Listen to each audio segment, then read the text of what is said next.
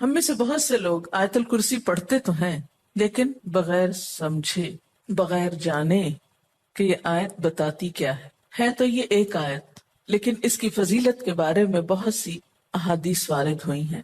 ترمذی کی ایک روایت ہے حضرت ابو ہریرہ رضی اللہ تعالی عنہ سے کہ نبی صلی اللہ علیہ وسلم نے فرمایا کہ ہر چیز کا کوہان اور بلندی ہے، یعنی ہر چیز کی بلندی ہوتی ہے، اور قرآن حکیم کی بلندی سورت البقرہ ہے، اور اس میں آیت الکرسی تمام آیتوں کی سردار ہے۔ یعنی ہر چیز کی ایک بلندی ہوتی ہے۔ قرآن کی بلندی کس میں ہے؟ سورت البقرہ میں، اور سورت البقرہ میں ایک آیت ہے جو تمام آیتوں کی سردار ہے، اور وہ کون سی آیت ہے؟ آیت الکرسی۔ حضرت ابی ابن کعب سے روایت ہے کہ نبی صلی اللہ علیہ وسلم نے فرمایا، اے ابو المنذر، اللہ کی کتاب میں تمہارے پاس سب سے افضل آیت کون سی ہے؟ عرض کیا، اللہ اور اس کا رسول خوب جانتا ہے۔ آپ نے فرمایا، اے ابو المنذر، اللہ کی کتاب کی آیات میں کون سی آیت تمہارے پاس سب سے بڑی ہے؟ انہوں نے عرض کیا، اللہ لا الہ الا هو الحی القیوم۔ تو آپ صلی اللہ علیہ وسلم نے میرے سینے پر ہاتھ مارا اور فرمایا، ابو المنذر، تمہیں تمہارا علم مبارک ہو، یعنی واقعی یہ آیت سب سے بڑی آیت ہے۔ اس کے بارے میں آتا ہے، جو شخص ہر فرض نماز کے بعد آیت الکرسی پڑھ لے، اسے جنت میں جانے سے کوئی چیز نہیں روکے گی سوائے موت کے۔ اسے ابن مردویہ نے روایت کیا ہے۔ اللہ تعالیٰ نے حضرت موسیٰ بن عمران کی طرف وحی کی کہ ہر فرض نماز کے بعد آیت الکرسی پڑھ لیا کرو۔ جو شخص یہ کرے گا میں اسے شکر گزار دل، ذکر کرنے والی زبان دوں گا۔ اس پر ہمیشگی صرف نبیوں سے ہوتی ہے، یا صدیقوں سے، یا اس بندے سے جس کا دل میں نے ایمان کے لیے آزما لیا ہو، یا اسے اپنی راہ میں شہید کرنا چاہتا ہوں۔ یعنی اس آیت کی پابندی ہر فرض نماز کے بعد اللہ کے خاص بندوں سے ہی ہوتی ہے۔ بس اپنے آپ کو چیک کر لیں کہ آپ ان میں شامل ہیں کہ نہیں۔ کیونکہ ہم نماز میں کچھ سوچتے رہتے ہیں، جو ہی سلام پھیرتے ہیں پھر بغیر کچھ سوچے سمجھے جو سوچ رہے ہوتے ہیں اس کو بیان کرنے لگتے ہیں، اور یہ بھول جاتے ہیں کہ یہ وقت آیت الکرسی پڑھنے کا ہے۔ لیکن جب انسان کا دل اللہ کی طرف مائل ہو جاتا ہے تو پھر نہیں بھولتا۔ نبی صلی اللہ علیہ وسلم نے یہ بھی فرمایا کہ جس گھر میں آیت الکرسی پڑھی جائے اس گھر سے شیطان نکل جاتا ہے۔ اس کے بارے میں ایک روایت ہے جو بخاری کی ہے، صحیح حدیث ہے۔ حضرت ابو ہریرہ رضی اللہ تعالیٰ عنہ کہتے ہیں کہ آپ صلی اللہ علیہ وسلم نے مجھے صدقہ فطر کی حفاظت پر مقرر کیا۔ فطرانہ جمع ہو رہا تھا اور آپ نے اس کی حفاظت کے لیے ان کو ایک طرح سے چوکیداری دی۔ کوئی شخص آیا اور غلہ چوری کرنے لگا، میں نے اسے پکڑ لیا اور کہا، میں تجھے رسول اللہ صلی اللہ علیہ وسلم کے پاس لے جاؤں گا۔ وہ کہنے لگا، میں محتاج ہوں، عیالدار ہوں، سخت تکلیف میں ہوں، چنانچہ میں نے اسے چھوڑ دیا۔ جب صبح ہوئی تو آپ نے مجھ سے پوچھا، ابو ہریرہ، آج رات تمہارے قیدی نے کیا کہا تھا؟ میں نے کہا، یا رسول اللہ صلی اللہ علیہ وسلم، اس نے محتاجی اور عیالداری کا شکوہ کیا تھا، مجھے رحم آیا تو میں نے اسے چھوڑ دیا۔ آپ نے فرمایا، دھیان رکھنا، وہ جھوٹا ہے، وہ پھر تمہارے پاس آئے گا۔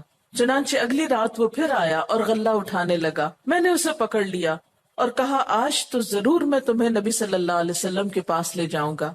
وہ کہنے لگا، مجھے چھوڑ دو، میں محتاج ہوں، عیالدار ہوں، آئندہ نہیں آؤں گا۔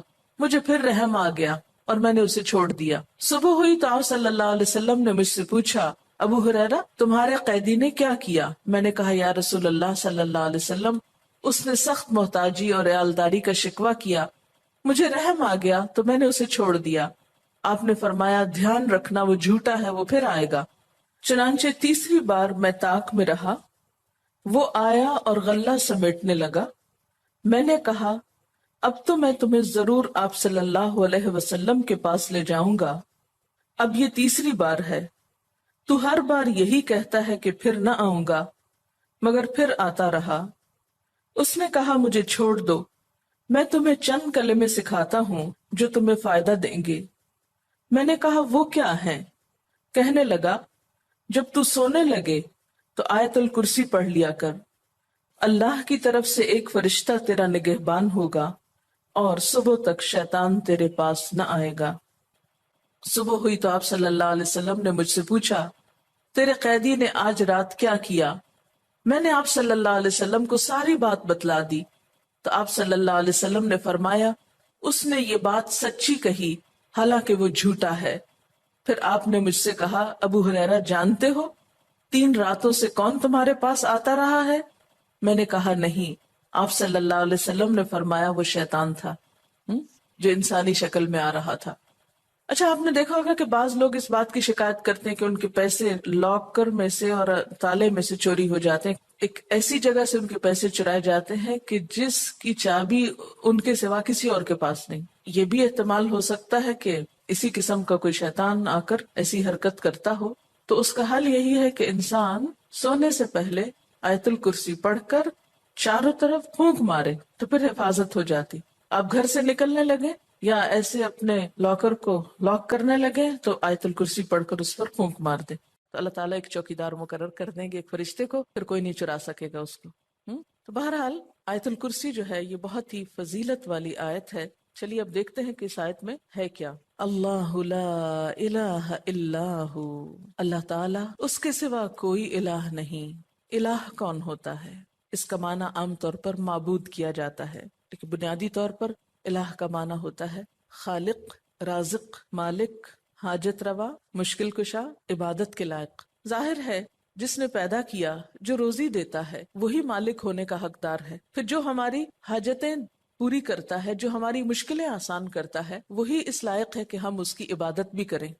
تو اللہ لا الہ الا ہو، اللہ تعالیٰ وہی عبادت کے لائق ہے۔ الحی القیوم، زندہ ہے، قائم رہنے والا ہے، دوسروں کو قائم رکھنے والا ہے۔